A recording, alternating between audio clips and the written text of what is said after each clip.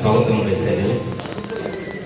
ಇಲ್ಲಿ ಕನ್ನಡ ರಾಜ್ಯೋತ್ಸವ ಸಮಾರಂಭವನ್ನು ಅದ್ದೂರಿಯಾಗಿ ಆಚರಣೆ ಮಾಡಿರುವ ಮಂಜುನಾಥ್ ಅವರು ಕೂಡ ಮತ್ತೊಮ್ಮೆ ಸ್ವಾಗತ ಬಯಸ್ತಾ ಇದ್ದಾರೆ. ನಾವು ಕರ್ನಾಟಕದಲ್ಲಿ ಹುಟ್ಟಿ ಕನ್ನಡವನ್ನು ಬೆಳೆಸಬೇಕನ್ನೋದು ನಮ್ಮ ಎಲ್ಲರ ಉದ್ದೇಶ ಆಗಿರಬೇಕು. ಕನ್ನಡಕ್ಕೋಸ್ಕರ ಪ್ರಾಣವನ್ನು ಬಿಡುತ್ತೇವೋ ಕನ್ನಡ ಬಿಡಲ್ಲ ಎನ್ನುವ ಕೂಗಿನ ಮುಖಾಂತರ ನಾವು ಕನ್ನಡವನ್ನು ಕಟ್ಟಬೇಕು. ಕರ್ನಾಟಕದಲ್ಲಿ ನಾವು ಕನ್ನಡಿಗರಿಗಿನ್ನ ಹೊರ ರಾಜ್ಯದವರೇ ಜಾಸ್ತಿ ಇದ್ದಾರೆ.